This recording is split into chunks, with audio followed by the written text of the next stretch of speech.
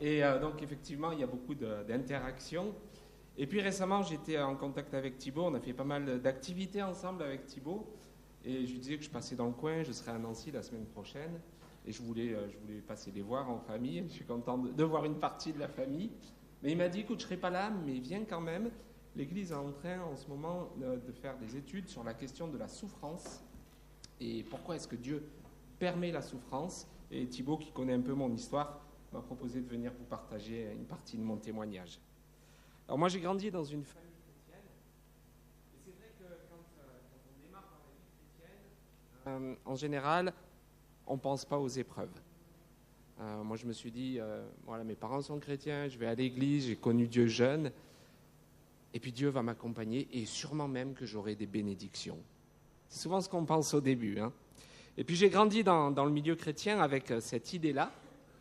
Alors j'ai eu un parcours chrétien avec des hauts et des bas, des moments où j'étais en haut avec Dieu, où je voulais lui plaire, où je voulais lui obéir, et puis des moments où j'étais en bas, et j'ai eu une vie quand même pas mal en zigzag, je ne sais pas si certains d'entre vous se retrouvent là-dedans, jusqu'au jour où, dans un camp avec des ados, donc moi j'ai fait beaucoup d'activités avec les jeunes, les ados, et là j'étais dans un camp avec eux, c'était il y a quelques années, en 92, j'ai lu un verset avec eux, pour eux, mais en le lisant, je me suis dit, ce verset, il est pour moi. C'est dans le psaume 37, les versets 4 et 5, il y en a qui le connaissent par cœur? 37, 4 et 5, fais de l'Éternel tes délices, et il te donnera ce que ton cœur désire. Recommande ton sort à l'Éternel, mets en lui ta confiance, et il agira. Et moi, je lisais ce verset pour les jeunes, mais en même temps, je disais, mais moi, j'avais 23 ans, je terminais mes études, je démarrais dans la vie, et ce verset, c'était une manière de me dire, si je me confie en Dieu, si j'en fais le socle de ma vie, il m'accompagnera. Il sera là avec moi. Et ce jour-là, j'ai vraiment décidé, après tout un parcours assez varié, de m'engager à le suivre et d'essayer de lui être fidèle. Alors, il y avait quand même une petite part égoïste, parce que dans le verset, il y a « Il te donnera ce que ton cœur désire ». Mais malgré tout, j'étais sincère et j'ai dit à Dieu « Je veux te faire confiance ». 23 ans, confiant en Dieu, je démarrais dans la vie. Et puis quelques jours après, sur la route, je partais pour un autre camp, j'étais en moto, j'ai eu un accident de moto, j'ai été percuté par un fourgon qui venait dans l'autre sens. Alors un accident assez conséquent, j'avais 28 fractures, plus de 10 opérations en l'espace de quelques jours. On a rapidement dû m'amputer de la jambe droite parce qu'elle était trop abîmée. Le choc était sur l'épaule gauche, depuis mon bras gauche ne fonctionne plus. Et ça en est suivi un moment assez difficile. Pendant 3 semaines, ma vie était vraiment en jeu. À plusieurs reprises, on a appelé les médecins. On a dit, mes parents, ont été appelés par les médecins. On leur a dit, venez, dites-lui au revoir parce que c'est terminé. Et au service de réanimation où j'étais, alors je pense que depuis le Covid, on sait tous ce qu'est la réanimation, il y avait trois autres personnes qui avaient eu des accidents de moto. Et on a dit à mes parents, on a 4 motards, mais on veut vous dire que le cas le plus préoccupant, c'est votre fils. Et les 3 autres sont morts dans les jours qui ont suivi, pour vous dire combien ils étaient préoccupants. Et moi, j'ai réalisé que dans ces moments-là, j'avais pris un peu cette décision quelques jours avant, de m'ancrer sur Dieu. Et j'ai réalisé que moi, j'étais différent. Et je me souviens que, même si je ne captais pas tout, j'étais juste conscient, je savais juste que j'étais. Voilà, je savais que j'étais, et en dessous, je savais qu'il n'y avait plus rien. Et je me rappelle quand je me suis réveillé, j'entendais pas, je voyais pas, mais sur le côté, il y avait une lueur. Et je m'en rappelle, ça fait plus de 30 ans, mais je la vois toujours. Il y avait une lueur qui était là, je la regardais, et je me sentais bien. Et je me disais, j'ai aucun souci à me faire. Et je me rappelle que quelques jours avant, alors que j'avais toutes mes capacités physiques, je me disais, j'ai 23 ans, qu'est-ce que je vais faire? Mon métier, me marier, pas me marier. J'avais plein d'inquiétudes. Et là, je me disais, qu'est-ce que j'étais idiot. Quand je regarde cette lumière, je sais que je n'ai pas d'inquiétude à avoir. Et ça m'a apporté vraiment la paix. Et je pouvais me reposer là-dessus.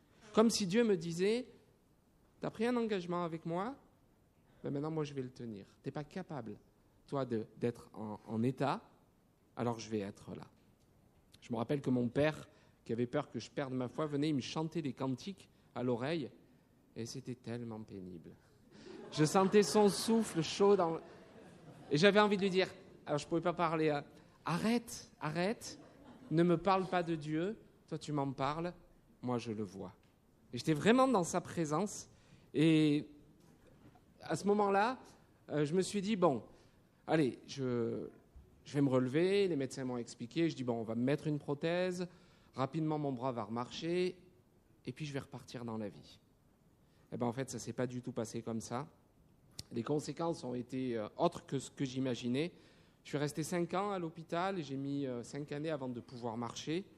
Et puis ça a été suivi par de longues périodes d'arrêt de travail, et puis à nouveau des hospitalisations. Et puis aujourd'hui encore beaucoup de choses difficiles. J'ai beaucoup de douleurs neurologiques qui me gênent particulièrement la nuit. Je suis très souvent réveillé. Et là, j'ai réalisé que je vivais une épreuve qui durait et qui s'était installée. Et j'ai souvent entendu des témoignages de personnes qui ont vécu des choses difficiles, qui le partagent et qui disent « Et Dieu est intervenu et maintenant tout va bien. Je suis passé par là, je suis sorti de l'hôpital. » Et moi je dis « Eh bien non, ce n'est pas le cas en fait. » Et parfois, il y a certaines épreuves qui nous font dire « Mais pourquoi avec moi ça continue ?» Peut-être que vous vivez une maladie, des difficultés de relation, un problème avec un enfant depuis des années, et parfois on est tenté de se dire « Seigneur, pourquoi ?» Et moi, avec le temps et avec les expériences que j'ai vécues au travers de ça, j'ai réalisé que Dieu nous apprend à nous poser une autre question. Au lieu de dire « Seigneur, pourquoi ?» de couper le mot en deux, de dire « Seigneur, pourquoi ?» Qu'est-ce qu'il y a derrière? Si tu permets cette épreuve, où est-ce qu'elle va me conduire? Et il y en a un qui l'avait bien compris, c'est Paul. Vous connaissez sûrement son histoire. Dans 2 Corinthiens 12, versets 7 à 9, il parle de son épreuve et il dit « J'ai supplié le Seigneur de me délivrer ». Je me dis que quand Paul il supplie le Seigneur il doit tendre l'oreille quand même. Je ne dis pas qu'il n'attend pas avec nous, mais c'est Paul, un outil qu'il a choisi, il devait l'écouter. Et le Seigneur lui répond et il lui dit « Ma grâce est suffisante pour toi. C'est dans la faiblesse que ma puissance donne toute sa mesure. » Et la réponse de Dieu à Paul, ce n'est pas la réponse qu'il attendait. Il aurait voulu être délivré, mais Dieu explique « Ma grâce est suffisante. » Et il lui dit même « C'est comme ça, c'est ainsi que ma puissance va se manifester. » Et là où Paul est exemplaire, il dit ben vas-y, alors s'il te plaît, continue. Comme s'il disait oublie mes prières, mes demandes, et continue. C'est ce qu'il dit. C'est pourquoi je veux mettre ma fierté avant tout dans mes infirmités et dans mes faiblesses, afin que la puissance de Christ vienne sur moi et fasse sa demeure en moi. Alors je ne doute pas que Dieu peut répondre à nos demandes. Je continue de prier. Et je vous demande aussi de prier pour que je sois délivré de ces douleurs, que je sois délivré de mes difficultés. Mais je me rends compte que parfois, Dieu répond d'une autre manière. Et que la réponse, c'est pour que ma puissance soit sur toi. Et je crois que ce qui est le plus difficile face à l'épreuve, c'est d'apprendre à accepter la réponse de Dieu. Je crois qu'une fois qu'elle est acceptée, on ne voit plus les épreuves de la même manière. On passe à une autre étape. Mais on doit réaliser que c'est comme ça que Dieu nous forme. Jacques le dit à sa manière, Jacques 1, versets 2 et 3, « Mes frères et sœurs, considérez comme un sujet de joie complète les diverses épreuves auxquelles vous pouvez être exposés, sachant que la mise à l'épreuve de votre foi produit la persévérance. » Jacques nous dit, dans tous les cas, pour un disciple de Jésus, une épreuve, c'est l'occasion de tester et développer sa foi. C'est ce qu'il dit. Alors, il n'est pas question de rechercher l'épreuve. Jacques dit, quand elle arrive, considérez-la comme ça. Il continue au verset 4, et celui-là, il est un peu plus difficile, mais il faut que la persévérance accomplisse parfaitement sa tâche, afin que vous soyez parfaitement qualifiés sans défaut et qu'il ne vous manque rien. J'ai l'impression que Jacques nous dit, La perfection n'est pas possible sans l'épreuve. C'est ce qu'il nous dit dans ce passage. Dieu veut nous conduire à la maturité, à la perfection. C'est sa priorité, et même au travers des difficultés. Le bénéfice de l'épreuve, c'est de transformer justement nos moments de difficulté en temps d'apprentissage. Et ce que je vis aujourd'hui, en particulier dans mon service pour Dieu, à JPC, est certainement en grande partie le fruit de ce que j'ai appris au travers de l'épreuve. Parfois, quand je parle avec des jeunes qui me connaissent, qui me voient, qui voient ma vie et qui voient ma persévérance dans la foi, ils disent « c'est ça qui me parle ». Si toi, tu arrives à faire confiance à Dieu avec ce que tu vis, alors je suis sûr que je vais pouvoir. Et j'en viens même, et je termine avec ça, parfois à me dire, alors je dis parfois, ce n'est pas toujours le cas, mais parfois je me dis, j'ai de la chance de pouvoir montrer à Dieu que je l'aime malgré mes difficultés. Et parfois, vraiment, je lui dis, merci Seigneur, parce que tu me donnes une possibilité de te dire, je veux te rester fidèle. Ce n'est pas facile, mais je veux te rester fidèle. Et je vous encourage, quelle que soit votre épreuve, à dire à Dieu, aide-moi à utiliser cette épreuve pour ta gloire, et puisque ta parole le dit, tu vas développer ma persévérance. Et donc forcément, je vais grandir.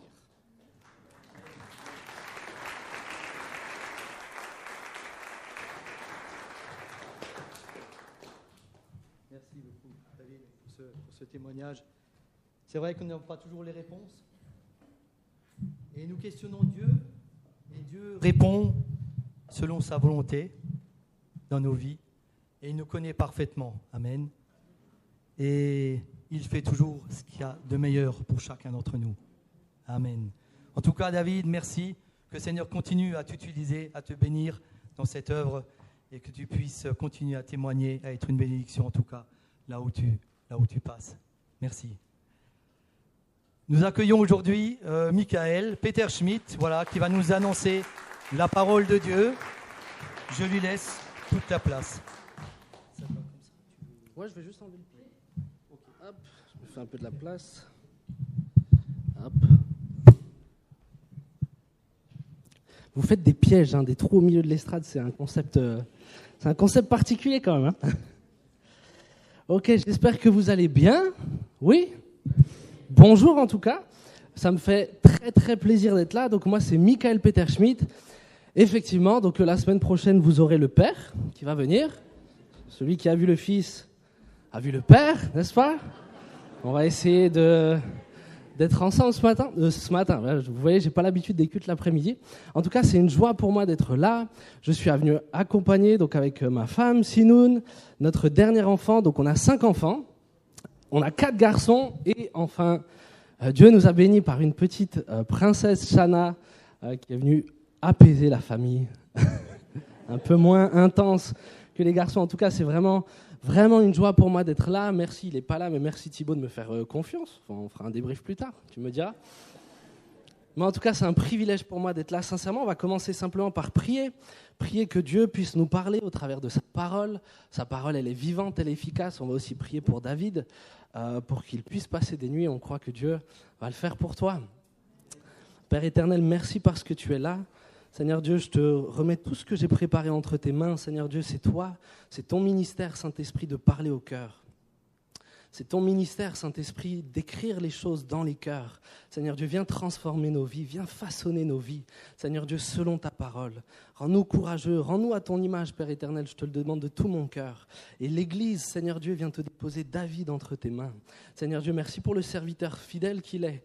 Seigneur Dieu, mais nous demandons dans ta grâce. Seigneur Dieu, enlève-lui ses douleurs. Seigneur Dieu, qu'il puisse dormir. Nous proclamons, Seigneur Dieu, des nuits paisibles sur sa vie. Nous proclamons la paix, Seigneur Dieu. Nous proclamons, Seigneur Dieu, ta grâce qui coule sur lui. Seigneur Dieu, qu'il voit un changement. Seigneur Dieu, ton Église te le demande. Dans le nom précieux de Jésus, Père. Amen. Amen, amen. Hop. Je sens que je vais faire une boulette, c'est ça? Alors, Thibaut m'a demandé de venir conclure la série sur la... C'est bien, qui était là à main levée toutes les prédications? Pas beaucoup? Ok. Bon, c'est un beau défi. Donc effectivement, c'est le 5e message sur la sur la souffrance. Je viens conclure ce thème. Après, vous allez aborder des choses plus joyeuses, peut-être, je ne sais pas. Mais en tout cas, pour moi, c'est un plaisir. C'est aussi un petit peu un défi. Parce que voilà, il y a déjà 4 messages qui sont venus. Je vais essayer de ne pas être redondant, mais je m'appuie aussi sur le fait qu'il y a déjà 4 messages qui ont été donnés. Donc peut-être que mon message va paraître, je ne sais pas, peut-être un peu restreint, un peu caricatural. La souffrance, c'est un thème compliqué. La souffrance, c'est un thème compliqué. Quand on a passé par ce qu'a passé David, c'est compliqué. Je ne veux pas parler légèrement de ces choses-là. Je ne veux pas... Voilà, je ne veux pas amoindrir les choses, mais je pars quand même du principe que vous avez entendu un peu le pourquoi la souffrance, l'origine de la souffrance, la proximité qu'on peut vivre avec Dieu au sein de la souffrance. C'est des messages normalement qui ont été apportés et sur lesquels je ne vais pas trop revenir. C'est bon pour vous ? On est ensemble cet après-midi ? Ok. Alors je vais commencer peut-être quand même par dire que dans la vie, il y a quand même plusieurs sources à la souffrance. Il y a plusieurs causes dans lesquelles on a plus ou moins un rôle à jouer. Des fois, on n'y peut pas grand-chose. Moi, comme je vous ai dit, j'ai 4 enfants. Quand tu sors la nuit tranquillement de ta chambre, tu essayes de faire doucement, parce qu'il ne faut pas les réveiller. Et que là, tu viens marcher sur un Lego, aux arêtes bien saillantes, là, qui vient déverser toute sa haine dans ta voûte plantaire. Et tout le monde dort, tu ne peux même pas hurler. Bon, ça, c'est des choses, tu peux pas grand-chose. En plus, l'auteur du méfait, il dort tranquille. Tu sais que tu peux pas aller le secouer. Ça, c'est des choses, bon, c'est la vie. Il y a des souffrances qui viennent, ça c'est une petite souffrance, bien sûr, on en rigole, mais il y a des souffrances, on n'y peut rien. Ce qu'a vécu David, il n'y peut rien. Il y a des souffrances dans la vie, on ne les choisit pas et on n'en est même pas responsable. Ça peut être certaines maladies, dans certains cas, on n'est pas spécialement responsable de ça. Ça peut être des accidents de la circulation, ça peut être des catastrophes naturelles. On peut avoir un lot de souffrances qui amène des questions sur « mais pourquoi ça m'arrive ? Qu'est-ce que j'ai fait ?» Sûrement que tu as dû te poser peut-être ces questions quand même, c'est pourquoi moi, pourquoi est-ce que ça m'arrive ? On n'a pas de réponse à ces questions, simplement elles viennent et on doit les accepter. Ça, c'est des choses qu'on ne contrôle pas spécialement. Il y a d'autres types de souffrances aussi. J'ai la grâce d'avoir une femme qui cuisine bien. Elle cuisine pas bien, elle cuisine très très bien. Elle sait que j'aime sa cuisine, mais ça peut emmener, c'est perturbant de se voir prêcher, c'est terrible. Ça m'est jamais arrivé jusque-là. Salut beau gosse. Quand tu es une femme qui cuisine bien, tu peux être tenté de prendre une bonne assiette. Tu te sers une bonne assiette. Et parce que c'est vraiment bon, tu peux te servir quand même une deuxième assiette. Et vu qu'on est chrétien, on ne gaspille pas. Et quand tu vois les enfants ne pas finir leurs assiettes, c'est terrible. Non, c'est pas chrétien de gaspiller. Donc je vais finir leur assiette. Et si derrière ça, elle m'a préparé un bon dessert, ou si moi j'ai fait des fondants, je fais des fondants qui sont incroyables. Si moi j'ai fait des fondants au chocolat, que derrière j'en mange 1, 2, bon, si toute la nuit j'ai mal au ventre, si je me fais une belle indigestion, je peux m'en prendre qu'à moi, on est d'accord avec ça. Ça sert à rien que j'en veuille à la vie, que j'en veuille à Dieu, arrête de te goinfrer, et ça ira bien. Il y a des souffrances dans la vie, on est les responsables. Là, de nouveau, c'est un exemple léger, mais ça peut être plein de choses. Si tu as volé ton patron et qu'il a fini par te virer, ça ne sert à rien de lever le poing contre ton patron, parce qu'aujourd'hui, tu es dans une situation compliquée. Tu es responsable de ta situation. On est d'accord ? On peut être la cause de nos souffrances. Je suis responsable du groupe de jeunes à la Porte Ouverte de Mulhouse. Je suis assistant pasteur aussi au niveau des connexions. Donc, j'ai la chance de pouvoir m'occuper des jeunes. Et c'est intéressant. J'ai été moi-même jeune, je sais ce qu'on est capable de faire. Mais c'est marrant. L'autre fois, j'ai un jeune qui est venu me dire « Mike, il faut qu'on prenne du temps en ce moment. Je suis attaqué, c'est terrible. » Je dis « D'accord, viens, on prend du temps. » Et je m'assois avec lui jusqu'à ce que je capte qu'en fait, il fait n'importe quoi depuis quelques temps. Et maintenant, il paye le prix. Je dis « Mais frère, t'es pas attaqué. Tu fais n'importe quoi. Tu te sabotes toi-même, en fait. » Et donc là où lui, il appelait ça des attaques, non, je suis désolé, c'est la bêtise qui a amené ça. Les souffrances, ça peut être comme ça. Je me souviens d'un autre dont je lui avais dit, il était venu prendre des conseils pareils. C'est bon quand on est berger, les gens ils viennent prendre conseil et généralement ils n'écoutent pas. C'est marrant ce principe-là. Il y a une expression qui parle avec un violon de ça, mais bref, pas rentrer là-dedans. Mais lui, il m'a dit, mais Mike, qu'est-ce que tu en penses et tout ça. Je lui ai dit, mon ami, si tu le fais, tu vas te tirer une balle dans le pied. Vraiment, c'est mon avis, tu vas te faire du mal tout seul, quoi. Et puis il part, et puis il revient 2 mois plus tard, à peu près 2 mois plus tard, un peu penaud, disant « Mike, t'avais raison, je me suis vraiment tiré une balle dans le pied. » Je dis « oui, voilà, t'as quand même voulu le faire. » Bon, on peut être les responsables de nos fautes. Ça ne sert à rien d'en vouloir à Dieu quand c'est comme ça. Amen. On peut être les responsables. C'est bon des fois d'analyser quelle part j'ai eu là-dedans. C'est des souffrances qui vont souvent amener de la tristesse. On peut devenir un peu amer aussi face à ces choses. C'est des souffrances qui sont un petit peu difficiles à assumer. Elles nous rendent cyniques, elles nous rendent amers. Ça, c'est quand on est responsable. Mais il y a d'autres souffrances aussi. Et c'est de celle-là que je vais surtout vous parler cet après-midi. Je vous ai dit que j'ai des enfants, tous plus ou moins en bas âge. Le plus grand, il n'a pas encore 8 ans. Donc nos 5 enfants, on les a fait... on a travaillé sur un court terme, mais on a donné, quoi. Et les enfants, pour ceux qui ont des enfants, vous connaissez, il y a un âge qui est un petit peu particulier. C'est que moi, mes gamins, c'est des bourrins, quoi. C'est 4 garçons de base. Et eux, quand ils courent, quoi. Ils ne se posent pas de questions sur ce qu'il y a devant eux. Et pendant tout un âge, ils passent en dessous des tables. Il n'y a pas de problème. Mais 21 moments où ils ont la taille de se prendre le coin de la table. Et ça, en tant que tout, souvent tu les vois courir, tu te crispes comme ça quand tu les vois courir près de la table. Ça, c'est des moments où tu es tendu en tant que père, parce qu'il va se le prendre, ce coin. Et c'est déjà arrivé de voir mon gamin, et en plus, il n'est pas tranquille, quoi. C'est une balle, il court. Et tu vois qu'il va se prendre le coin de la table. Là, tu n'as qu'une chose à faire. Tu as juste le temps de mettre ta main. Tu sais que ta main, elle va douiller. Tu sais que ta main, tu vas avoir mal. Mais c'est soit ton gamin, littéralement, se fracasse le crâne sur la table, soit c'est toi qui prends. Normalement, si tu es un bon père, une bonne mère, tu la mets ta main. Normalement. Tu attends qu'une fois il aille un peu plus doucement pour comprendre quand même qu'il y a un coin, mais normalement, tu la mets ta main. On est d'accord ? C'est-à-dire que dans ce moment-là, je vais accepter de moi souffrir pour que lui ne souffre pas. On est d'accord ? Donc dans la vie, il est aussi possible d'accepter une part de souffrance pour le bien du prochain. Amen. Et moi, c'est de ça que j'aimerais vous parler. Tu peux protéger quelqu'un. Et Thibaut, c'est votre pasteur. Il vous a déjà raconté le témoignage de la barre de fer ? Ça parle ? Ça, généralement, il le raconte. Il a protégé quelqu'un et au final, c'est Thibaut qui s'est fait taper à la place de l'autre. L'autre, il s'en est bien sorti. Donc c'est Thibaut qui a pris la douleur pour que l'autre reparte bien. Et ça, c'est des douleurs, même si à la fin j'avais mal à la main, même si c'était difficile, tu n'en as pas grand-chose à faire, quoi. Ton enfant, il va bien, tu le vois le repartir, voilà, tu serres un peu les dents et c'est reparti. Ça, c'est des douleurs qui sont plus simples, presque à accepter. Toutes ces situations vont amener leur lot de souffrance, mais elles n'ont pas toutes la même saveur. Dans toutes ces situations, dans les 3 situations, que tu puisses rien, que c'est toi le coupable parce que tu as fait n'importe quoi, ou parce que tu as voulu protéger quelqu'un, tu vas souffrir. Dans ces 3 cas-là, la souffrance sera là. Mais il y en a certaines qui auront un arrière-goût un peu plus doux que d'autres, un peu plus sucré, un peu plus facile à accepter. Et c'est de ça que j'aimerais parler. Jésus nous en a parlé aussi dans les béatitudes. La fin des béatitudes, c'est « mais heureux ». Heureux lorsque vous serez persécutés, heureux lorsque vous souffrirez à cause de mon nom. Vous serez heureux. Il y a une joie à accepter la souffrance pour le bien d'autrui. Amen. Amen. Cet après-midi, à l'image de notre roi Jésus, j'aimerais nous encourager à souffrir pour ce qui est juste.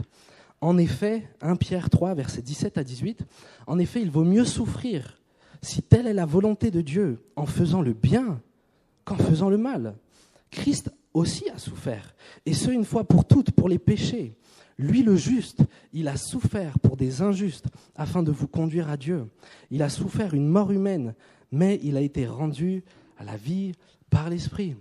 Amen. Il vaut mieux souffrir pour ce qui est bien que pour ce qui est mal. Dans cette vie, mes frères et mes sœurs, dans tous les cas, on va souffrir. C'est une certitude. Si tu espères passer entre les gouttes, laisse-moi te dire que tu n'y arriveras pas. Donc à choisir, vaut mieux souffrir pour ce qui est bon que ce qui est mal. Amen. Alors mon premier point, ce sera, mais pourquoi le bien entraînerait-il la souffrance ? Pourquoi est-ce que le bien devrait entraîner la souffrance ? Et avant d'aller plus loin, je veux quand même préciser, on ne cherche pas la souffrance pour la souffrance. D'accord ?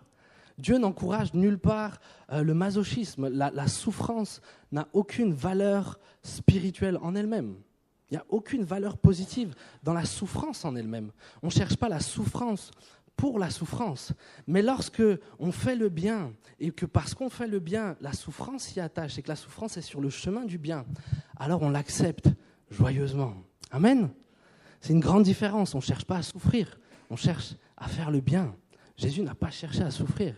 Il est venu accomplir ce que le Père voulait. Amen. Amen. Et mon premier point, ça va être le dépouillement. Premier point, le dépouillement. J'ai l'impression que c'est comme un peu une étape avant de réussir à réellement souffrir pour Dieu. Peut-être qu'on a déjà besoin d'apprendre à vivre dans un certain inconfort. Si on n'est pas déjà prêt à vivre un peu dans l'inconfort, ça va être difficile sûrement d'accepter des souffrances plus concrètes. La persécution physique, elle risque d'être plus difficile à accepter. Alors, je crois que Jésus nous a donné un vrai exemple dans sa vie. 2 Corinthiens 8, verset 9. 2 Corinthiens 8, verset 9. « Car vous connaissez la grâce de notre Seigneur Jésus-Christ, qui pour vous s'est fait pauvre, de riche qu'il était, afin que par sa pauvreté, vous fussiez enrichis. » Je vous le répète. « Car vous connaissez la grâce de notre Seigneur Jésus-Christ, qui pour vous s'est fait pauvre, de riche qu'il était, afin que par sa pauvreté, vous fussiez enrichis. » Jésus s'est dépouillé de beaucoup de choses. Ça a dû être extrêmement difficile de quitter le ciel de gloire dans lequel il était entièrement respecté. On ne lui donnait pas d'ordre à Jésus-Christ. Jésus avait tout. Jésus avait la gloire. Jésus avait la majesté. Et il a renoncé à tout ça. Et il s'est incarné en tant qu'homme. Il a connu les souffrances des hommes. Il a connu l'obéissance à un père, à une mère. Il a connu des choses qui ont été difficiles afin que nous soyons enrichis. Jésus a délaissé des choses à lui afin que nous ayons davantage. Amen. Ça, c'est ce que Jésus a fait. C'est le modèle qu'il nous a donné. Pourquoi est-ce que le bien entraînerait-il la souffrance ? Mais parce que souvent, le bien va nous appeler et nous demander de renoncer à certaines choses, comme Christ l'a fait. Le bien va te demander de renoncer à certains plaisirs. Pour le bien d'autrui, tu vas devoir renoncer à des biens qui te sont propres. Jésus avait tout, mais nous, on n'avait plus rien. Nous, on n'avait plus rien. Et on n'avait aucun moyen de récupérer quoi que ce soit. Notre position était terrible. On n'avait plus rien. Donc lui, il s'est dépouillé. Et je veux préciser que nous n'avions plus rien et que nous étions les fautifs là-dedans. Amen. Ce n'est pas de la faute de Jésus si on a vécu n'importe comment. On est d'accord avec ça? Pourquoi je le précise? Parce que je sais qu'on a tendance à dire, on peut rapidement dire, mais c'est de sa faute, il a fait n'importe quoi, celui-là, pourquoi je l'aiderais? C'est de sa faute. Il n'avait qu'à travailler à l'époque, c'est son problème. Si Jésus s'est dépouillé pour que toi tu sois enrichi, c'est aussi de ta faute. Et on n'est pas appelé simplement à juger comment ont vécu les gens, on est appelé à les aimer, à les aider. Amen. Donc je le précise parce que je crois que des fois on se cache un peu derrière les vies compliquées de certains. C'est juste, on doit aussi apprendre aux gens à devenir matures, à travailler. Je ne suis pas pour prendre soin de quelqu'un qui ne veut rien faire. Mais prenons garde à nous croire trop supérieurs aux autres. Amen. Amen. Quand est-ce la dernière fois où tu as renoncé à l'image de Christ, à du confort, afin qu'un autre en reçoive? C'est quand la dernière fois que tu t'es dépouillé volontairement de quelque chose, afin que quelqu'un aille mieux, afin que quelqu'un ait plus? C'est quand la dernière fois que, comme Christ, tu te dépouilles pour le bien d'un autre? Mais c'est à moi, j'ai travaillé pour ça à moi. C'est vrai, les biens qu'on donne sont techniquement à nous, mais c'est ce qui rend le geste beau, et c'est ça qui fait que ça ressemble à Jésus-Christ. Amen. Bien sûr, c'est de tes biens que tu dois te dépouiller. Sinon c'est pas un dépouillement, quoi. Tu es appelé à te dépouiller de tes biens. J'ai la grâce, je vous ai dit, j'ai la grâce d'avoir une épouse d'un côté qui cuisine bien, mais qui a heureusement aussi bien d'autres qualités, entre autres l'accueil. Ma femme est extrêmement hospitalière. Vraiment, j'ai la grâce d'avoir une épouse extrêmement hospitalière, ce qui a fait qu'on a pu recevoir beaucoup de monde à la maison. On a pu avoir des gens de toutes les couleurs, c'est le cas de le dire, autant mentalement que physiquement, peu importe. On a eu de tout. On a eu une famille syrienne qu'on connaissait ni d'Adam ni d'Ève, ils étaient 5, ils dormaient dans la rue, on a pu les prendre à la maison. On a eu une jeune femme brisée par la vie, à qui on a enlevé la garde de l'enfant. J'ai eu des personnes immigrées, sans papier.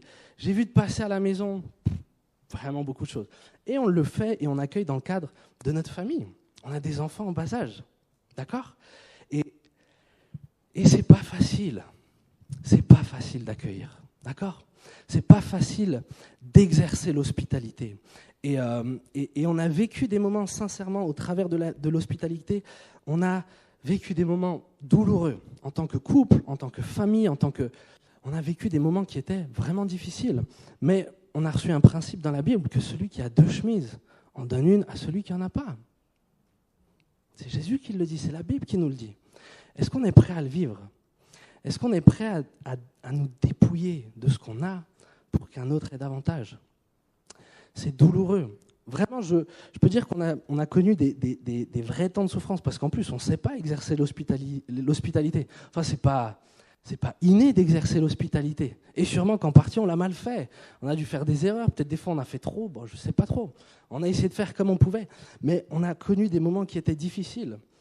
Et c'était marrant, des fois dans l'église, il y en a qui venaient nous voir en nous disant « Waouh, vous avez vraiment reçu quelque chose pour l'hospitalité ». J'étais en mode « Mais arrête tes bêtises, c'est douloureux pour moi ». Parce que quand on dit ça aux gens, on est en train de se dédouaner. On est en train de dire « Ah, toi, tu as reçu le don de l'hospitalité, moi, je ne l'ai pas, donc courage avec les gens que tu as chez toi, et puis moi, je retourne dans la quiétude de ma petite demeure ». Non, on n'a pas reçu un truc spécial dans l'hospitalité, hein, c'est pas vrai. Des moments où on est devenu dingue, il y en a eu. Des moments où on ne comprenait pas, il y en a eu. Des moments où on était fatigué, il y en a eu. Mais on a choisi de souffrir pour ce qui était bon. Amen.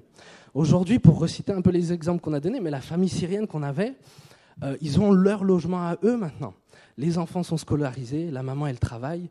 Là où avant, ils vivaient dehors, et ils ont reçu de nouveau leur honneur, elle est restaurée, quoi. La jeune qu'on avait, à qui on a enlevé la garde, là, elle va se marier. Je suis tellement heureux pour elle. Elle a aussi maintenant son propre logement. La personne qui était immigrée, elle a reçu ses papiers. Elle rentre dans sa 2e année d'études. Et j'en ai plein comme ça. Et je suis heureux d'avoir... C'était difficile. Mais aujourd'hui, ces personnes-là peuvent aller plus loin dans la vie. Est-ce que ce n'est pas l'appel de l'Église ? Amen. Et oui, vous aurez votre lot de souffrance. Mais c'est bon de souffrir pour que les autres aillent mieux.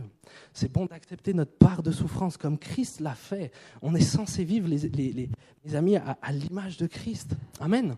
Donc s'il l'a fait pour nous, que nous puissions le faire pour les autres. 2 Timothée 2, versets 3-4, c'est Paul qui parle. Il dit « Mais souffre avec moi comme un bon soldat de Jésus-Christ. Aucun soldat en service ne s'embarrasse des affaires de la vie courante s'il veut plaire à celui qui l'a recruté.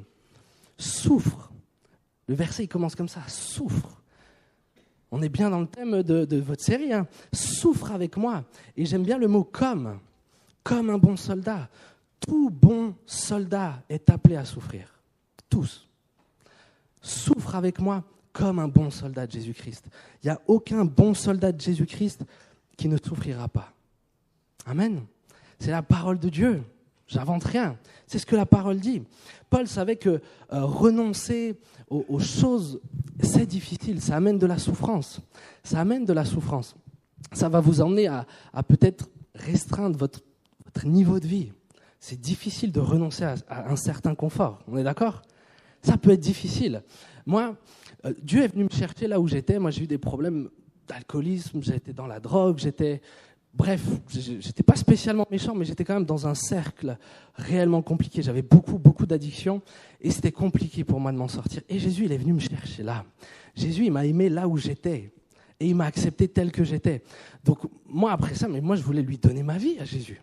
C'est quand on dit « Mais Seigneur, je te donne tout », est-ce qu'on chante juste un chant ou est-ce que c'est vrai quand même ce qu'on raconte ? Et moi, j'avais envie de tout donner à Dieu. Et je lui disais « Mais Seigneur, j'aimerais tellement pouvoir travailler moins pour te servir plus.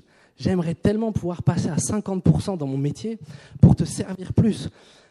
Mais ce n'est pas une bonne idée de le faire parce que mon épouse, elle est mère au foyer, elle ne travaille pas. Il n'y avait que moi qui ramenais de l'argent. À l'époque, on attendait notre 4e enfant. Donc, humainement, on est d'accord de dire que c'est le mauvais plan de faire ça. On est d'accord ? Et dans mon travail, j'ai une porte qui s'est ouverte. La porte, elle s'ouvre et j'ai une occasion de prendre un 50%. Alors, j'étais en feu. Je dis au Seigneur, « Oh Seigneur, je peux le faire. C'est sûr qu'ils acceptent. Mais par contre, je veux le faire, mais je ne le ferai pas, à moins que tu m'en donnes l'aval. » Parce qu'on doit quand même réfléchir à ce qu'on fait, on est d'accord ?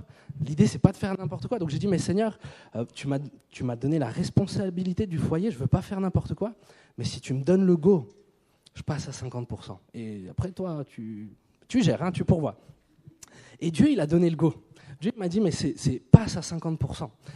Et moi, à cette époque-là, avec Sinoun, on était en train de chercher à acheter une maison. Pas que j'ai spécialement rêvé d'être propriétaire, mais dans ma tête, ça me paraît être une bonne gestion de l'argent que de devenir propriétaire, éviter de donner un loyer à quelqu'un que je ne connais pas. J'ai rien contre les locataires, je le suis encore. Mais à cette époque-là, en tout cas, ça me semblait être une bonne idée. Quand Dieu m'a validé le 50%, j'ai dit à Sinoun, arrête de chercher, hein. Parce que là, notre dossier, il va être nul de chez nul, quoi. Donc personne, aucune banque, personne va nous faire de prêt. Ça sera impossible d'acheter. Et je lui ai dit, et plus que ça, là, on est en appartement. Mais si je passe à 50%, on va devoir chercher un appartement plus petit que ce qu'on a là. On attendait notre 4e enfant. C'est challengeant. C'est challengeant d'aller dans quelque chose de plus petit. Mais si ça nous permettait de servir le Seigneur.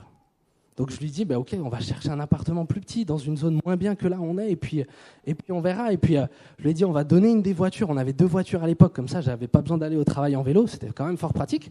Et on va donner une voiture, comme ça on paye l'assurance en moins, et puis c'est ça en moins. Et on arrête la box aussi. Plus d'internet, plus rien, parce que ça m'évite de payer 30 € chaque mois. Et le but, c'était juste de, Seigneur, je veux dégager ce qu'il faut pour pouvoir te servir. Et donc on l'a fait. Aujourd'hui, si tu viens chez moi, j'ai pas de code Wi-Fi à te donner, je suis désolé. J'ai plus de box. Ça embête souvent les gens qui viennent. J'ai pas de code Wi-Fi, j'ai pas de box chez moi, j'ai plus qu'une voiture pour aller au travail. Généralement, je dois prendre le vélo, qu'il pleuve, qu'il neige, à part si ma femme n'a pas besoin de la voiture ce jour-là, ce qui m'arrange. Mais on a restreint notre niveau de vie afin de pouvoir le servir le Seigneur. Est-ce qu'on est prêt encore à dire, mais Seigneur, j'enlève. J'ai pas besoin d'autant, j'enlève. Dégage-moi du temps. Si j'ai moins, c'est pas grave. Si je vais moins au resto, on va au moins au resto qu'avant, hein, ça c'est sûr. Mais c'est pas grave, Seigneur, parce que je peux porter du fruit dans ton royaume. On n'est que de passage sur cette terre, frères et sœurs. On n'est que de passage. Moi, j'investis pas ici, j'investis là-haut. Et c'est ce que Christ nous appelle à faire. Et quand même, pour finir ce témoignage, c'est important de le dire, mais aujourd'hui, on n'a pas eu besoin de vivre dans un appartement plus petit. C'était peut-être la partie la plus défiante. Dieu, je ne vous fais pas l'histoire parce qu'elle est très longue. Aujourd'hui, on est dans une maison. Donc déjà, on n'est déjà même plus dans un appartement. On est dans une maison beaucoup plus grande que ce qu'on aurait pu rêver. On a largement la place qu'il faut. On a la place pour encore accueillir toutes ces familles qu'on veut accueillir parce que Dieu donne avec abondance pour que de notre abondance, on peut donner. On est à 10 secondes à pied de l'école de mes enfants. Enfin, Dieu, il nous a gâtés, quoi. Là où je pensais qu'on allait être serré, on a de la place comme jamais. Dieu prendra soin de toi. Amen. Dieu honore ceux qui l'honorent, mais accepte la part de souffrance pour faire le bien. Amen. Vous êtes toujours avec moi? Ok, je continue parce que le temps passe. Mon deuxième point, alors je ne sais pas si j'aurais dû appeler ça comme ça, c'est peut-être un peu brut de coffre comme ça, mais mon deuxième point, c'est l'homme à abattre. Pourquoi est-ce que faire le bien amène de la souffrance? C'est parce qu'elle va te placer dans une position qui n'est pas toujours enviable. L'homme est doué d'une conscience. Tout le monde est doué d'une conscience. On est d'accord avec ça? Certains l'ont cautérisé un peu plus que d'autres, mais globalement, l'homme est doué d'une conscience. Et si on prend les personnes de manière très individuelle et qu'on analyse leur vie, on va voir que l'homme a tendance à faire le mal. On le voit dans la société, on le voit dans la vie des gens. On a tendance au mal, parce qu'on n'est pas capable de faire ce que Dieu veut.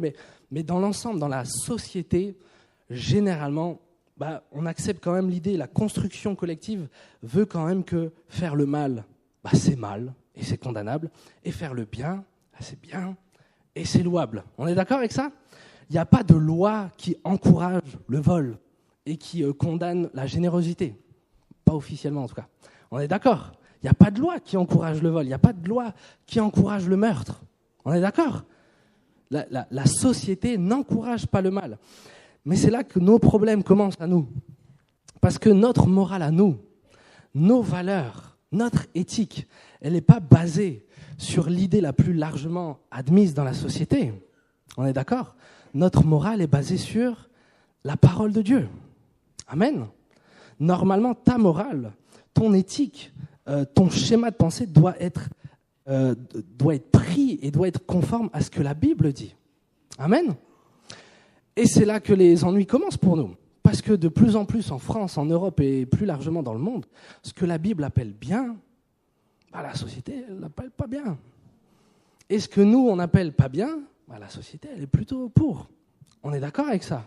On le voit, c'est une évidence. Mais la société va continuer à lutter contre ce qu'elle appelle mal. Et si ce qu'elle appelle mal, c'est les valeurs que la Bible défend, si toi tu deviens celui qui prend position pour la parole, tu vas devenir l'homme à abattre. Tu vas devenir la personne que la société doit combattre. Parce que tu vas prendre des positions qui sont contraires à ce que la société appelle bien. Tu vas prendre des positions contraires à ce que la Bible appelle bien, à ce que la Bible appelle mal. Et le seul moyen, la seule possibilité pour rester dans ton cœur en accord avec ce que la Bible dit, sans devenir cette personne-là, l'homme à battre, c'est de te taire. Le seul moyen pour ça, c'est de te taire. Mais est-ce que c'est notre appel? Non. Est-ce qu'une ville sur la montagne peut être cachée? Non, Matthieu 5, verset 14. Vous êtes la lumière du monde. Une ville sur la montagne ne peut être cachée. Mon frère, ma sœur, tu n'es pas appelé à te cacher. Tu n'es pas appelé à cacher tes opinions. Tu n'es pas appelé à cacher ce que tu crois. Tu n'es pas appelé à cacher la morale que tu défends. Amen. Amen. Et ça va nous placer dans une position qui est difficile. Ça va nous placer dans une position qui est difficile, mais tu es appelé à être vu. Tu es appelé à être vu. Le message que tu portes est appelé à être entendu. La vérité, c'est qu'on est sur la série de la souffrance. La souffrance pour le bien, elle est évitable. C'est simple d'éviter de souffrir pour le bien. Il suffit d'éviter le bien. Fais pas le bien, tu souffriras pas. Ne te positionne pas ouvertement pour ce qui est juste et tu souffriras pas. Mais est-ce que c'est la vie qu'on veut mener?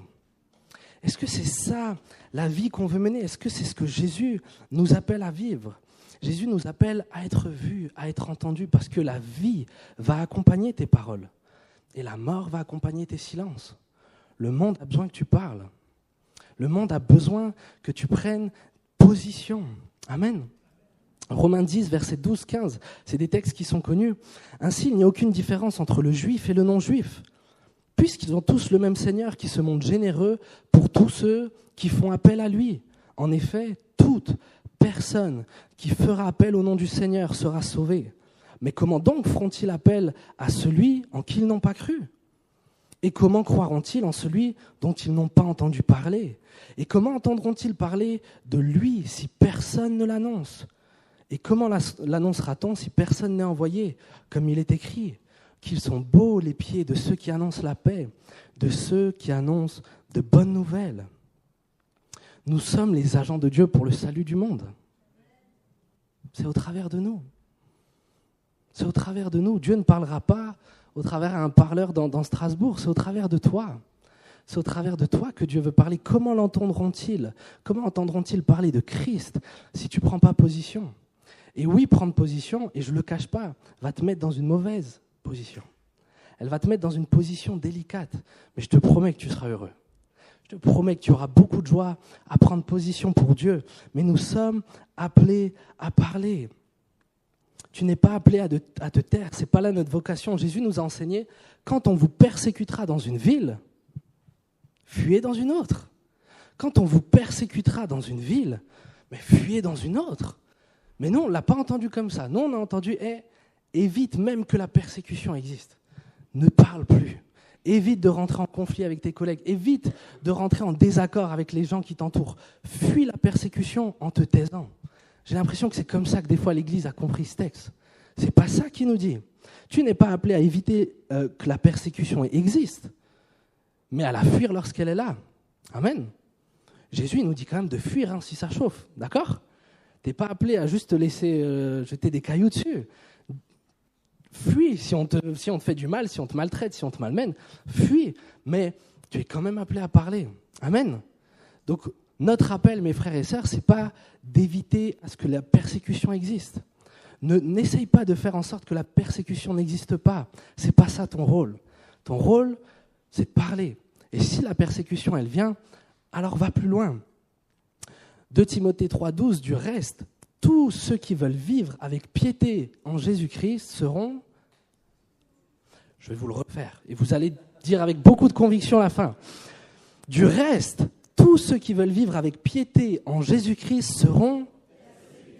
Amen. La vie chrétienne normale est avec la persécution. C'est la norme. C'est la norme. Le seul moyen de ne pas être persécuté, c'est de ne pas vouloir vivre en Jésus-Christ avec piété. On comprend de la même façon ce texte ? Ouais ? C'est ce que le texte dit. Le seul moyen pour ne pas être persécuté, c'est de refuser de vivre avec piété en Jésus-Christ. Mais ce n'est pas ça qu'on veut. On va vivre avec piété en Jésus-Christ. Amen. Et si persécution il y a, alors que Dieu nous aide. Le monde a besoin que les chrétiens prennent clairement position. L'Église est la colonne de la vérité. Amen. Si l'Église ne prend pas position, personne ne prendra position pour la vérité. Personne. C'est la vérité qui rend libre. C'est la vérité qui affranchit. Le monde a besoin de la vérité. 2 Corinthiens 2, 14, 16. Que Dieu soit remercié. Lui qui nous fait toujours triompher en Christ et qui propage partout à travers nous le parfum de sa connaissance. J'aime tellement ce texte. Nous sommes en effet pour Dieu la bonne odeur de Christ parmi ceux qui sont sauvés et parmi ceux qui périssent. Pour les uns, un parfum de mort qui donne la mort. Pour les autres, un parfum de vie qui donne la vie. Notre rôle, c'est de propager la bonne odeur de la connaissance de Christ. Amen. Ton rôle, c'est de propager la bonne odeur de la connaissance de Christ. Pour les uns, ça sera une parole de vie. Parce que tu auras parlé, leurs noms seront inscrits dans le livre de vie. Ils vont connaître la rédemption, ils vont connaître la guérison comme toi, tu l'as connu. Pense à ton témoignage. Heureusement qu'on a connu Christ. Amen. Et si tu joues de ce rôle-là, alors pour beaucoup, ça va être la vie. Pour d'autres, ça va être un parfum de mort. Et c'est ces gens-là, souvent, qui vont nous persécuter. Mais notre rôle, c'est pas de faire le tri, on est d'accord ? Si je mets du parfum là dans la pièce, beaucoup de parfum pour que tout le monde le sente. Le parfum, son rôle, c'est juste de sentir. On est d'accord ? Il n'a pas besoin de faire le tri de « Ouh, est-ce qu'ils vont aimer l'odeur que j'ai ?» Ouh, je ne veux pas trop sentir parce que peut-être certains ne vont pas trop m'apprécier. Non, le parfum, il sent le plus possible. Plus il va, mieux c'est. Son rôle, ce n'est pas de faire le tri entre qui aime et qui n'aime pas. Son rôle, c'est de sentir. Ton rôle n'est pas de faire le tri entre qui va aimer ta parole et qui ne va pas l'aimer. Ton rôle, ce n'est pas de savoir qui va l'accepter et qui ne va pas l'accepter. On s'en fiche de ça. Ce que Dieu te demande, c'est « Aie l'odeur de Christ ». Parle, prends position pour moi. Amen. Nous sommes appelés à être la bonne odeur de Christ pour Dieu sur cette terre. Tu es appelé à prendre position clairement. Il faut que les gens ils sentent Christ au travers de toi. Il faut que ce soit évident. Le monde en a besoin. Je vous donne un petit témoignage. Ce n'est pas le mien, c'est celui de mon grand-père, mais c'est la famille. Donc ça compte, j'ai le droit. Un jour, mon grand-père, il est parti servir et il avait amené mon père avec. Et au bout d'un moment, il y a une jeune femme, une jolie jeune femme, qui court dans les bras de mon père et qui lui dit « Oh, papa, papa !» Et mon père, il était à côté, il était cette sœur-là, je ne suis pas au courant, moi. Est-ce que le papa Jean aurait failli un jour ou l'autre ? Et en fait, c'est quoi l'histoire ? L'histoire, c'est qu'un jour, il y avait une maman qui était là, qui était enceinte, et tout le corps médical, à l'unanimité, lui demandait d'avorter l'enfant. Tout le monde, même la famille de cette personne, lui disait « Il faut que tu avortes » parce qu'ils avaient détecté des malformations par rapport à l'enfant qu'elle avait, par rapport à la grossesse, une grossesse compliquée. Et tout le monde disait à cette dame « Il faut que tu avortes, il faut que tu avortes, il faut que tu avortes ». Et la dame, elle était déboussolée. Et mon grand-père, à cette époque-là, il a été le seul qui a pris une position différente. Il a dit « Non, la Bible valorise la vie. La Bible valorise la vie. Et avant qu'on soit formé, quand j'étais encore une masse informe, il connaissait déjà tous les jours de ma vie. Donc nous croyons que la vie est la vie dès la conception. Amen. Et mon grand-père a encouragé cette dame en disant « N'avorte pas. Et si tu auras besoin d'aide, parce que c'est important, c'est facile de dire aux gens de ne pas avorter, mais derrière, il faut être prêt à aider s'il y a des situations compliquées. » Et la personne, à cause de cette parole-là, à cause de la parole de mon grand-père, a décidé d'aller jusqu'au terme. Elle était insultée par le corps médical. Elle a vraiment connu des persécutions à cause de ça. Vraiment, c'était terrible. Et lorsqu'elle a accouché, effectivement, l'enfant avait des malformations graves. Donc elle a appelé mon grand-père et mon grand-père est venu prier pour cet enfant. Il a prié pour cet enfant et puis il est parti. Et cette jeune fille qui a sauté dans les bras de mon grand-père, c'était cet enfant-là. Et Dieu l'avait entièrement restauré. Dieu avait entièrement guéri cet enfant. Cet enfant il disait à la mère que ça allait juste être un monstre, cet enfant. C'est comme ça que le corps médical parlait sur cet enfant. Dieu est intervenu. Amen. Mais il a fallu qu'une personne, même si c'est qu'une, Dieu, il peut utiliser même une seule personne, il n'y a pas de problème. Mais il a fallu que quelqu'un campe sur ses positions face à la personne alignée avec la parole de Dieu. Le monde a besoin que des hommes et des femmes se lèvent et aient le courage de prendre position pour la parole de Dieu. Que nous ayons le courage d'aller à contre-courant. Parce que je te promets que si tu prends position contre l'avortement aujourd'hui, tu seras persécuté. Tu seras persécuté. Cette position-là n'est pas une position acceptée aujourd'hui. Mais qui parlera ? Il y a des enfants à naître qui ont besoin que nous prenions position. Il y a des enfants qui doivent encore naître, mais qui sont en danger parce que les parents, les mères, les pères n'ont pas entendu qu'il y a un espoir qui est là. Amen. Le monde... c'était cette semaine, alors j'atterris peut-être tard, je ne sais pas, mais j'apprenais qu'en fait, un enfant, s'il est détecté trisomique, on peut l'avorter jusqu'au terme. Jusqu'au terme. Déjà, nous croyons qu'on enlève la vie aux 14 semaines, mais d'entendre que jusqu'au terme, on peut le faire. Qui parlera pour eux ? Qui parlera pour eux ? Mon épouse a donné son témoignage sur On s'y retrouve, c'est une chaîne qu'a l'Église, et mon épouse, avant d'être à Christ, a avorté. Elle en a parlé publiquement, donc c'est pour ça que je me permets de le dire, mais elle a connu l'avortement. Et le monde dit que l'avortement c'est normal, mais qui prévient les femmes que littéralement on leur arrache quelque chose à l'intérieur d'eux ? Qui les prévient des angoisses, des dépressions qui vont suivre cet avortement-là ? Qui parle ? Ce n'est pas ces médecins-là qui avortent. Hein. Qui parle ? Qui parle ? Il faut que l'Église prenne position et ça va nous mettre dans des situations délicates. Ça va nous mettre dans des positions qui sont délicates. Mais le monde a besoin que nous parlions. Là, je prends l'exemple de l'avortement, mais il y a beaucoup d'autres choses, beaucoup d'autres morales où le monde va mal. Le monde a besoin que l'Église parle. Amen. Donc il va falloir que tu t'armes de la pensée de souffrir. C'est mon 3e point. Tu dois t'armer de la pensée de souffrir. Je pique cette expression à notre frère Watchman Nee. Je ne sais pas si vous connaissez. Et c'est lui qui va dire la chose comme ça, armé de la pensée de souffrir. Qu'est-ce que ça veut dire ? Qu'est-ce que ça veut dire être armé de la pensée de souffrir ? Je vous l'ai dit, on peut facilement éviter la souffrance liée au bien. Il suffit de faire quoi ? Éviter le bien. Mais j'ai dit, ce n'est pas ce qu'on veut. Amen. Qui a envie de se positionner pour le bien dans ce monde ? À main levée. Qui a envie de prendre ? Attention, Dieu vous voit. Hein. Ça vous engage. Hein. Donc, on veut faire le bien, mais on est calibré pour fuir la souffrance. On est d'accord ? On est humain. J'aime pas souffrir. Et je le répète, on ne cherche pas à souffrir. Et je n'ai pas envie de souffrir. Donc, il va vraiment falloir qu'on aille à l'encontre de tout ce qui en nous crie pour réussir à faire le bien malgré la souffrance. Et s'armer de la pensée de souffrir, c'est quelque chose qui va nous aider là-dedans. Merci Seigneur pour ce caractère de fuir la souffrance. Mais dans notre cas, comme un bon soldat, on veut accepter la souffrance pour faire ce qui est bien.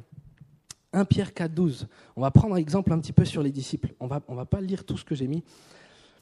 Mais 1 Pierre 4, 12 jusqu'au verset 13 va dire la chose suivante. « Mais bien-aimés, ne soyez pas surpris.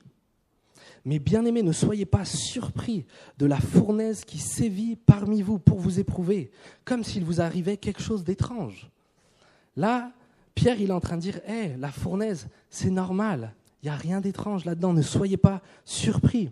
Réjouissez-vous au contraire. » J'ai envie de vous encourager, si vous choisissez de souffrir pour Christ, réjouissez-vous. C'est une gloire. Amen. C'est une gloire. C'est pas facile, mais c'est une gloire. Réjouissez-vous au contraire de la part que vous prenez aux souffrances de Christ, afin d'être aussi dans la joie et dans l'allégresse lorsque sa gloire sera dévoilée. Mais Pierre va donner ce principe de ne pas être surpris. Ne soyez pas surpris. Lorsqu'on s'arme de la pensée de souffrir, on se prépare à ça. Et lorsqu'elle arrive, on n'est pas étonné. Si, dès que tu commences à témoigner à tes collègues, ta seule préoccupation, c'est « Oh purée, mais comment ils vont réagir ?» Et si jamais ils réagissent mal, tu vas avoir du mal à parler. On est d'accord ? C'est souvent ça qui nous bloque. Moi, ces questions, combien de fois elles me sont venues dans la tête ? Ça nous bloque et on se dit, et on se projette. Par contre, si tu t'es déjà parti du principe, bon, je sais que quand je parle de Christ, ça peut amener des tribulations, il risque de mal réagir, mais j'y vais. Là, tu t'es armé de la pensée de souffrir. Tu sais qu'elle est là, elle n'est pas loin, mais j'ai un bien à accomplir. J'ai une œuvre à accomplir au nom de Jésus-Christ et je suis prêt, si elle vient, à souffrir. Amen. Tu dois t'armer de la pensée de souffrir. Tu dois te préparer. On connaît le passage où les responsables religieux, alors que Jésus venait d'être emmené au ciel, les responsables religieux, ils convoquent Pierre et Jean et ils les menacent. Il leur dit, si vous continuez à parler au nom de Jésus, vous allez voir ce que vous allez voir. Et ils les ont menacés de leur faire du mal. Ça vous parle ce passage ? Donc Pierre et Jean, il faut quoi ? Ils rejoignent l'église, ils leur racontent ce qui s'est passé et ils vont faire une prière qui est incroyable, qui est excellente. C'est dans Actes 4, versets 29 à 30. Et là, c'est toute l'église ensemble qui prie. Toute l'église ensemble prie et dit la chose suivante. « Et maintenant, Seigneur, sois attentif à leurs menaces et donne à tes serviteurs d'annoncer ta parole avec une pleine assurance. Déploie ta puissance pour qu'il se produise des guérisons, des signes miraculeux et des prodiges par le nom de ton saint serviteur Jésus. » Les disciples, ils venaient d'être menacés. Et eux, ce qu'ils demandent, c'est d'annoncer l'évangile avec une pleine assurance. Ils savaient ce qui allait se passer. Et pratiquement tous les apôtres sont morts dans des circonstances qui sont terribles. Mais ils étaient prêts à ça. Ils l'ont accepté. Et ils s'étaient préparés. Plus que ça, ils ont demandé à Dieu.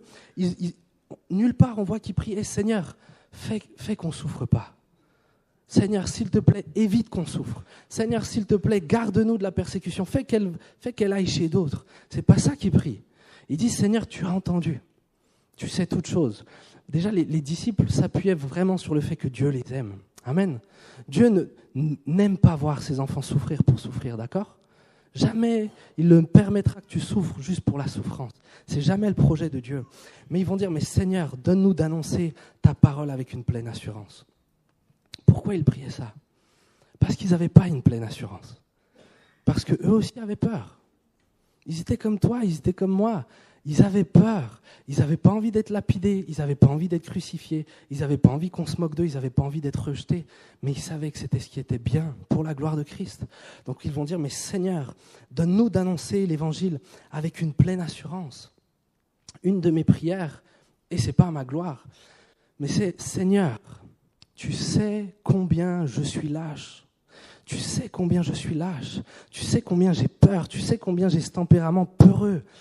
Mais je veux accomplir ta volonté. Rends-moi courageux.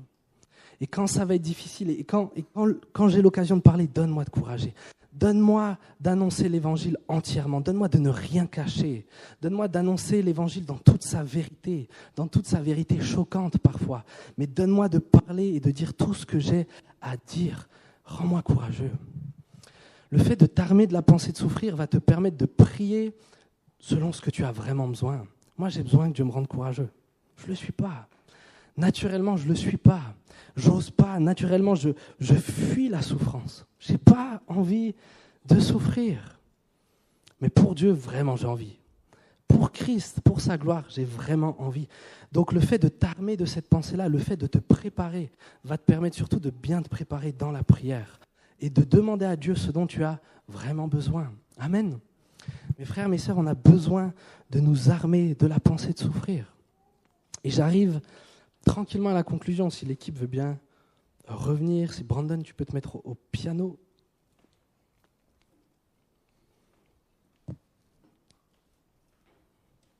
Je suis vraiment pas venu pour nous accabler, d'accord ? Moi, je pense comme vous, aucun de nous aime souffrir, mais on sait que ça fait partie. On sait que ça fait partie de la vie chrétienne normale. Et je crois que le monde vraiment a besoin d'entendre la vérité. Le monde a besoin que l'Église prenne sa place de colonne de la vérité. Amen. Le monde a besoin que tu prennes des positions. Et si tu choisis de prendre ces positions, dans les prochains temps, ça va être difficile pour toi. Mais de un, tu as un Dieu qui t'accompagnera toujours.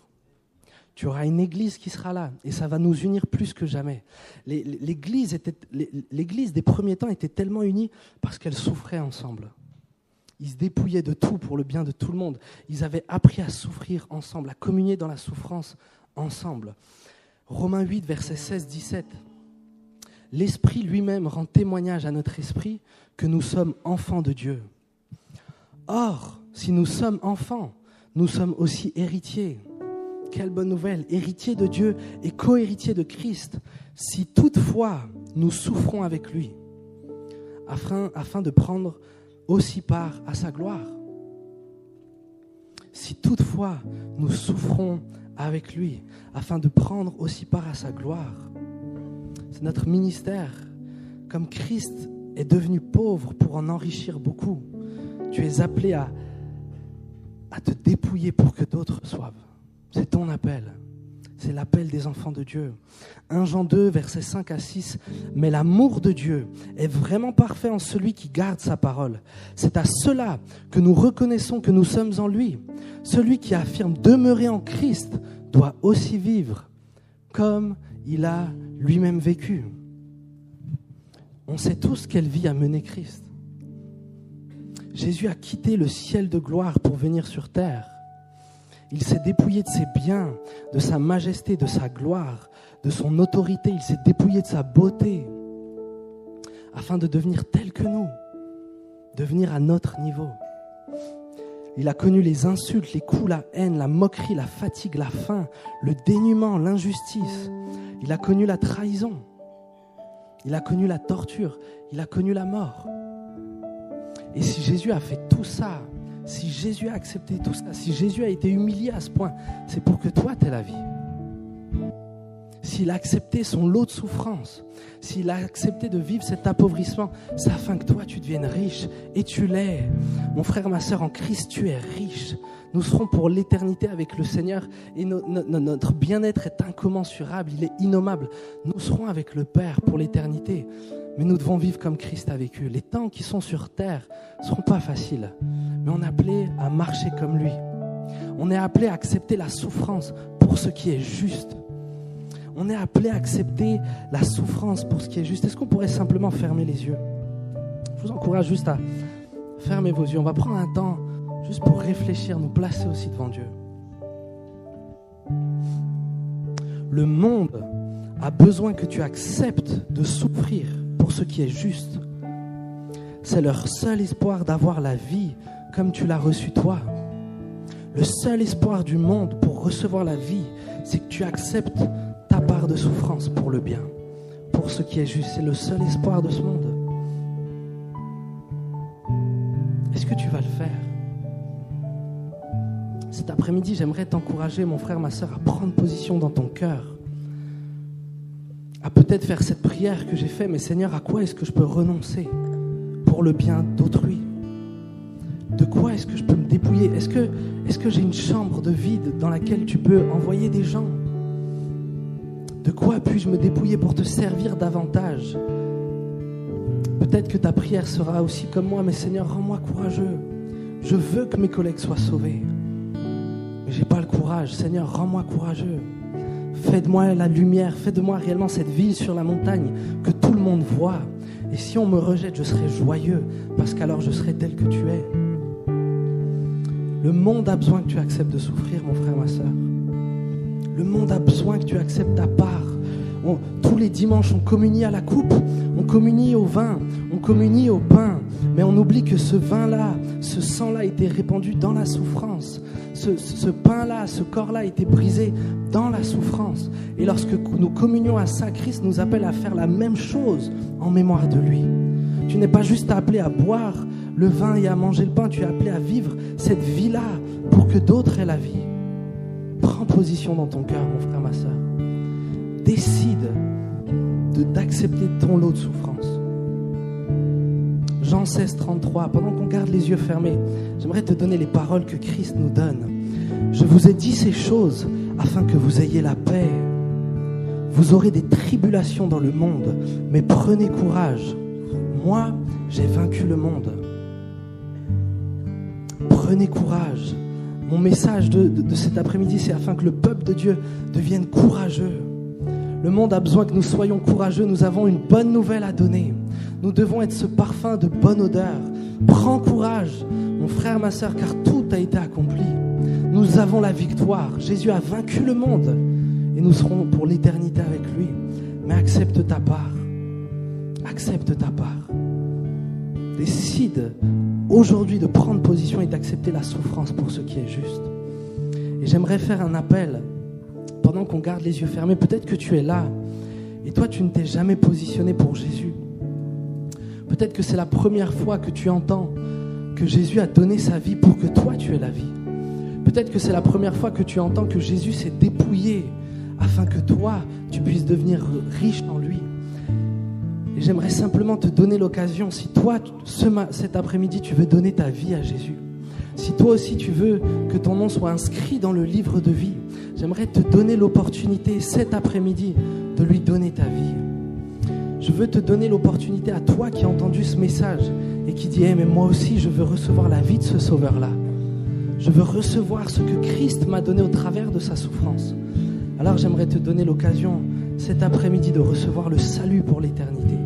Pendant que tout le monde a les yeux fermés, j'aimerais simplement te demander si toi tu veux répondre à cet appel, si tu veux donner ta vie à Jésus, si tu veux l'accepter comme ton Seigneur et ton Sauveur. Alors là, à ta place, j'aimerais juste t'encourager à lever ta main, là où tu es. C'est pas devant moi que tu lèves la main, c'est devant Dieu. Si tu es là et que tu doutes encore de ton salut, je vois des mains qui se lèvent. Dieu te voit. Dieu voit les mains qui se lèvent. Dieu voit les mains qui se lèvent. S'il y en a encore d'autres qui veulent donner leur vie à notre Jésus, lève ta main comme un signe de dire « Jésus, j'accepte la vie que tu me donnes. J'accepte la vie que tu me donnes. » Ô Père éternel, tu vois les mains qui se sont levées. Seigneur Dieu, tu vois ces personnes qui ont compris qu'ils ont besoin de toi, ils ont besoin d'un sauveur.